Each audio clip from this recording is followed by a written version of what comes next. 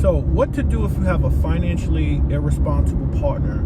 You find out that your partner, your husband, your wife, your significant other, whoever, is lying about money, and you've just seen that you can't get your finances together. So in 2 miles, in this video, I want to explore this. So let's get into this content.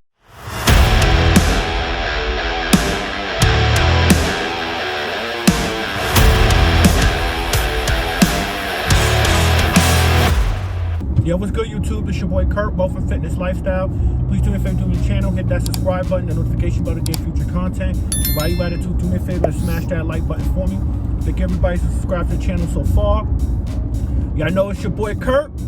I'm your host of Wealth and Fitness Lifestyle. On this platform and channel, we talk about fitness, finance, self-improvement, anything and everything that can overall help you improve your lifestyle. This is a self-improvement channel. Thank you everybody for the love and support. So in this video, I wanted to talk about, what to do if you have a financially irresponsible partner. And this subscriber asked me this question, and he sent me an email, and I thought this would be a great video to talk about and dive into this. Because, if you're married or you're living with someone, situationship, marriage, whatever it is, you have to combine. The most logical thing to do is combine your finances and then focus on and set goals instead of vision. But let's say you with somebody, if you're a saver and they're a spender, and you got a lot of bills and they don't have a lot of bills, whatever the case may be, sometimes what happens is that you just can't get on the same page financially. So I wanted to just kind of talk about and review some of the tip strategies that you can employ and implement in your current situation that will help you financially. But a lot of it is going to be, a lot of it is your own fault. And I'm going to explain why. Why do I say a lot of it is your own fault? Because one of the things, there's two things that keep, to me, a relationship grounded and long-term, and it's sex and finance, especially finance. And a lot of people seem to not be on the same page about finance, or look or view finances two different ways. And so, I can take it from experience that, in terms of relationship, you got to set goals and that you want. You have to identify what is it that you guys want and what is your common goal. And understand that everybody's not going to be a saver, and some people are going to be spenders, and not everybody just like to spend their money lavishly. So the first thing you need to do in this situation is you need to have a conversation with your significant other and say, look, this is where we're at financially. We got to cut these habits that we're doing, and you got to start setting some goals. You got to start getting a understanding of how they perceive finance and how you perceive finance. You understand what I'm saying? And so, because some of us weren't taught about finances and may view finances in a certain way. Like I remember my mother was a saver.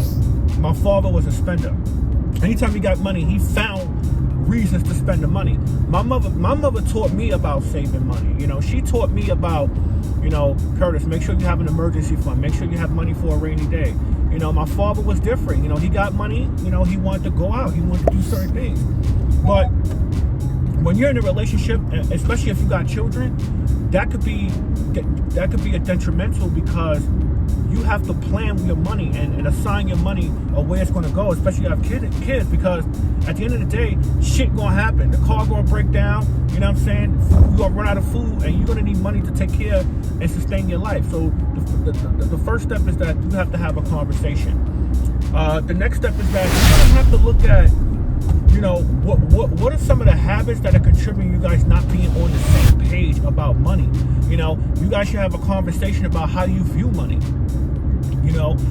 I'm going to tell you that in a relationship, and a lot of people don't like doing this, is that you got to combine your money, but also to have money for yourself on the side, because mistakes and things happen.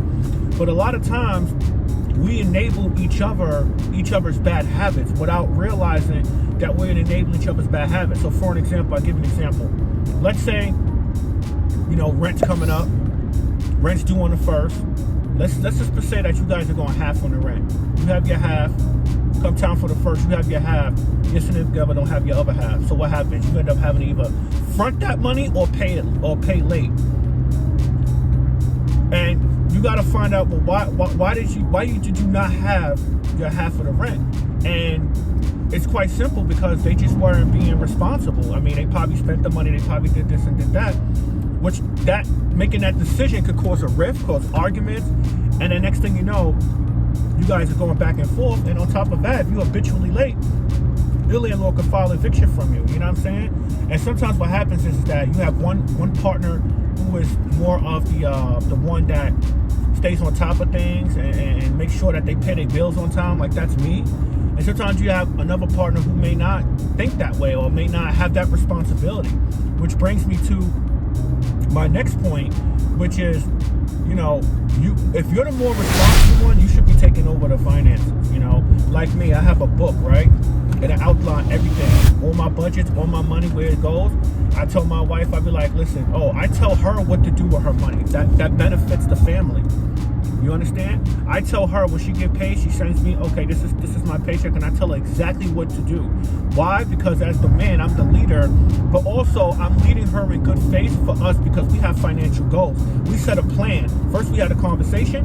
Second thing is we develop a financial plan that's comfortable, whereas, each one of us can have money to do certain things, but at the same time, we saving money, we making money, we having investments. But that's only going to come from having that plan and agreeing on that plan in the first step of the conversation. But if you're the more responsible one, you should be taking the lead over that plan to ensure that everything that you guys discuss and set forth for your financial future, you can ensure that it's happening. The next thing I'm going to talk about that you should do is, if you have a significant other who just blatantly they just don't give a fuck about money, first of all, you might be in the wrong relationship. I would also make sure you safeguard yourself. That's important. Make sure you safeguard yourself. Make sure you say, you know what, I accept the fact that I'm with someone who's financially responsible. I try everything I could do to educate. I try everything I could do to get on the same page, but it just doesn't seem to work. Make sure that you safeguard yourself. Make sure you safeguard your credit cards. Make sure you safeguard your accounts. Because sometimes what happens is that when you're with a person who is financially unorganized or irresponsible, when they make a mistake and when their back is against the wall, sometimes what they may do is they may put you more deeper in a financial situation because now they scrambling because they don't have money and they make the poor choices.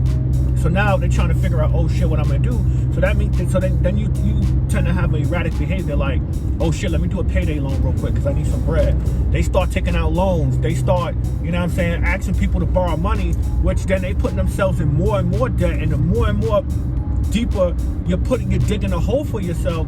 That's how people, start to really, really put themselves in worse financial situation, because you keep robbing Peter to pay Paul constantly over and over and over.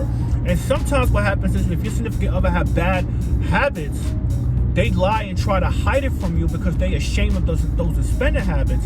And then what can happen in terms of a relationship is that it causes that downward spiral to ultimately result in them being ashamed about it. So what they do is they hide it. And then when they hide it, that just compound more issues and problems. That's why it'll behoove you, and it's imperative that when you're dealing with someone in a relationship, you understand where they at financially. You understand what debts they have. If they got $100,000 in student loan debt, I would think twice. Why? Because they're gonna be paying that forever. You don't want to get yourself involved with someone who has so much debt that when you come along, now you feel like, because you invested in this person in a relationship, that you got to take on their debt, which puts you more in y'all in a more financial situation. Whereas you develop a plan to pay down all your debts together and hold each other accountable towards that goal. And that's all it's about when you have a financial, to that subscriber who asked that question, is that you got to hold them accountable. You got to hold them accountable, and you got to put your foot down, and you got to say, listen, no, we're not doing this shit. We're not taking on no more debt. We can't afford it. We could pay for it, but we can't afford it. And that's how a lot of us stay in the rat race. Go watch that video I did about the rat race. It's a really, really good video that is on my YouTube channel. Look, subscriber, I hope this answers your question. I hope this is going to be helpful for you. Anybody out there who's struggling with a financially irresponsible person, You got to take that lead. You got to safeguard yourself, and you got to realize too that this person at the end of the day has to unlearn what they learned, like Master Yoda said, and you got to put them on a plan. Otherwise, they're gonna have to kick rocks, and you're gonna have to, because I'm telling you, man, I've seen it. That just puts you behind, and it doesn't launch you further. So let's get fit, let's gain wealth, let's improve our lifestyle, let's save money to invest money to make more money. I hope this content was helpful for you. Subscribe to my newsletter. Thank you.